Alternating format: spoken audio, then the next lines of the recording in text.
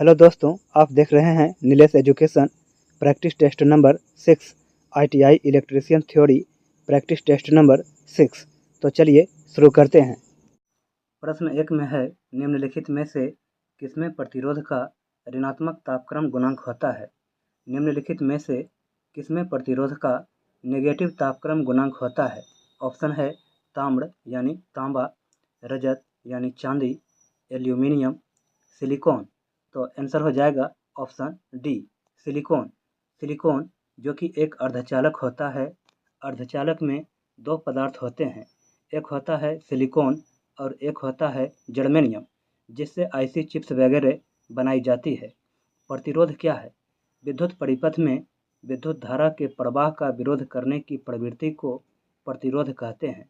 जैसे भीड़ भरे बाजार में एक व्यक्ति जो एक दुकान से दूसरी दुकान पर जाने के लिए संघर्ष कर रहा है, वही इसका एग्जाम्पल है। तो आंसर हो जाएगा ऑप्शन डी, सिलिकॉन। तो सिलिकॉन में नेगेटिव तापक्रम गुणांक होता है। प्रश्न 2 में है, सोल्डर किसका मिश्र धातु है। सोल्डर किसका मिश्र धातु है। ये प्रश्न DMRC यानी दिल्ली मेट्रो रेलवे कॉरपोरेशन में पूछा गया प्रश्न है। तो ऑप्शन है ताम्र एवं एल्यूमिनियम, टीन एवं सीसा, निकल, ताम्र एवं जस्ता, रजत, ताम्र एवं सीसा। तो आंसर हो जाएगा ऑप्शन बी, टीन एवं सीसा। सोल्डर क्या है? सोल्डर का उपयोग धातु के पाइप और विद्युत घटकों को जोड़ने के लिए किया जाता है। इसका पिघलने का तापमान कम होता है, जिससे इसे संभालना आसान होता है। साथ ही पिघलने पर इसकी चिपचिपाहट भी कम होती है, जिससे यह भागों के बीच में बहुत छोटी जगहों को भरने में सक्षम होता है। प्रश्न 3 में है, सोल्डर हेतु किस प्रकार का फ्लक्स उपयोगी होगा।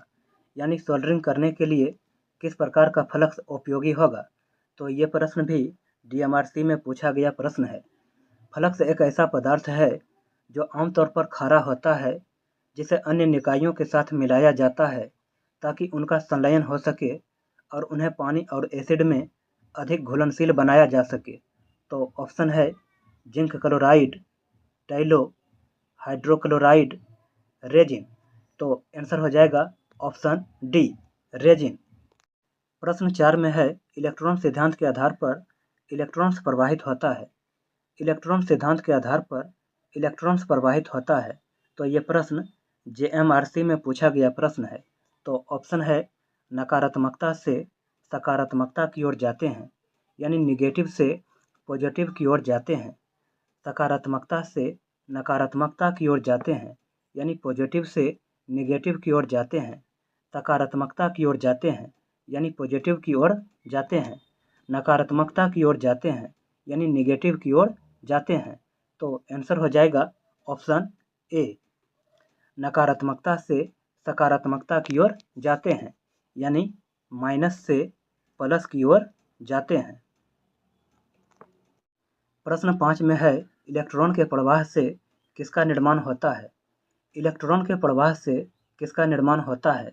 तो ये प्रश्न भी JMRC में पूछा गया प्रश्न है। तो हम जानते हैं कि इलेक्ट्रॉन का प्रवाह माइनस से प्लस की ओर होता है। तो ऑप्शन है धारा, वोल्टेज, ऊर्जा, प्रतिरोधकता। तो आंसर हो जाएगा ऑप्शन ए, धारा। यानी इलेक्ट्रॉन के प्रवाह से धारा का निर्माण होता है। धारा क्या है? किसी चालक में प्रति सेकंड प्रवाहित आवेश यानी चार्ज की मात्रा को विद्युत धारा कहते हैं। प्रश्न 6 में है, फैरड किसकी इकाई है। फैरड किसकी इकाई है। फैरड क्या है? फैरड धारिता की इकाई है। यह नाम अंग्रेज भौतिक शास्त्री माइकल फैराडे के नाम पर पड़ा है। फैराड बहुत बड़ी इकाई है। तो ऑप्शन है वोल्टेज, कैपेसिटेंस, एनर्जी, पावर। तो आंसर हो जाएगा ऑप्शन बी, कैपेसिटेंस। प्रश्न 7 में है, जब संधारित्र को पूरी तरह आवेशित कर दिया जाता है, यानी पूरी तरह चार्ज कर दिया जाता है, तब परिपथ में यानी सर्किट में धारा का मान होता है। तो संधारित्र एक उपकरण है जिसका उपयोग विद्युत परिपथ में आवेशों यानी चार्जों को संग्रहित करने के लिए किया जाता है। तो ऑप्शन है अधिकतम, न्यूनतम, शून्य, संयंत्र। तो आंसर हो जाएगा ऑप्शन सी, शून्य। प्रश्न 8 में है, शुद्ध धारिता सर्किट का शक्ति गुणक होता है। शुद्ध धारिता सर्किट का शक्ति गुणक होता है। धारिता क्या है? किसी पदार्थ की विद्युत आवेश को संचित करने की क्षमता को धारिता कहते हैं। तो ऑप्शन है अधिकतम इकाई 0.8 अग्रता शून्य। तो आंसर हो जाएगा ऑप्शन डी, शून्य।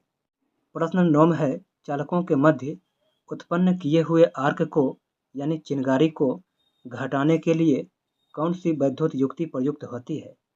चालकों के मध्य उत्पन्न किए हुए आर्क को यानी चिनगारी को घटाने के लिए कौन सी वैद्युत युक्ति प्रयुक्त होती है? तो ऑप्शन है धारित्र, प्रतिरोध, डायोड, ट्रांजिस्टर। तो आंसर हो जाएगा ऑप्शन ए, धारित्र। धारित्र का अर्थ होता है धारण करने वाला उपकरण। प्रश्न 10 में है, डिस्चार्ज बैटरी के आंतरिक प्रतिरोध पर क्या प्रभाव पड़ता है? यानी जब बैटरी डिस्चार्ज हो जाएगी तो बैटरी का जो आंतरिक प्रतिरोध होता है तो आंतरिक प्रतिरोध पर क्या प्रभाव पड़ेगा? तो ऑप्शन है घट जाता है, वही रहता है, बढ़ जाता है, ऋणात्मक हो जाता है।